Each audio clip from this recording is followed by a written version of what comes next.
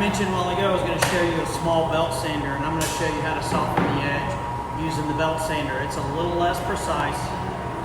It can get away with you a little bit faster, but this machine does things a lot faster. We have a bigger one that has a much bigger plate on it, disc and all that, but people tend to abuse it and not use it correctly. The little ones are actually a little more effective for the small things that the rookie class, the industry fundamentals class, and one probably use the most would be this machine. One thing you gotta be careful with is watch your knuckles, watch your fingernails, things like that, because it'll take a fingernail down really fast, and it'll take the hide off your knuckles really fast. So I'm gonna turn it on. I'm gonna use this edge right here, this rollover, to soften the edges on this USA.